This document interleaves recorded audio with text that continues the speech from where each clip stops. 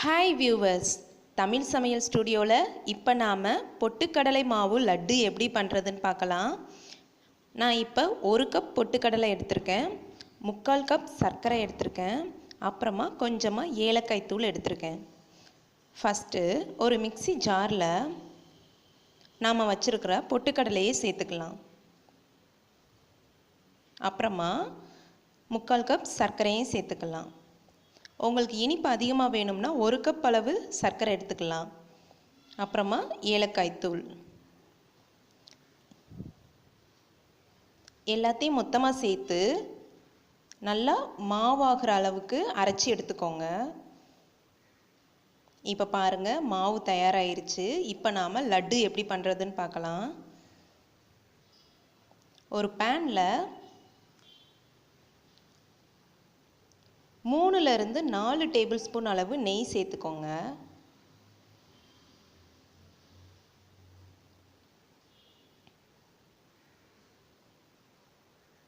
நெய் உருகின உடனே இதில் நாம் அரைச்சி வச்சிருக்கிற அந்த மாவை சேர்த்துக்கலாம்.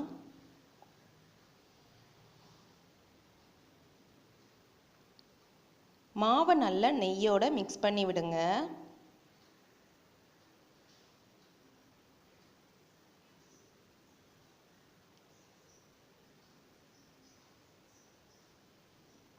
நல்லா 2 மினிட்ஸ் இந்த மாதிரி மிக்ஸ் பண்ணிக்கிட்டே இருங்க.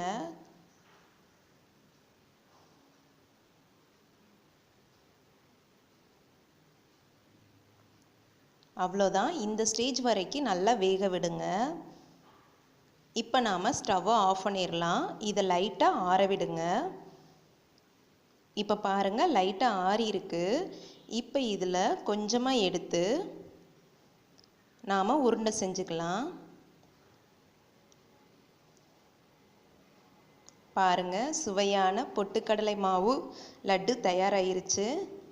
அவ்வளோதான், ரொம்ப சிம்பிளாக பண்ணிடலாம். ரொம்ப டேஸ்ட்டாக இருக்கும். குழந்தைகளுக்கெல்லாம் இந்த மாதிரி செஞ்சு கொடுத்தீங்கன்னா அவங்க விரும்பி சாப்பிடுவாங்க. கண்டிப்பாக இதை நீங்கள் வீட்டில் ட்ரை பண்ணி பாருங்கள். உங்களுக்கு இந்த டிஷ் பிடிச்சிருந்துச்சுன்னா எங்கள் சேனலுக்கு சப்ஸ்கிரைப் பண்ணுங்கள்.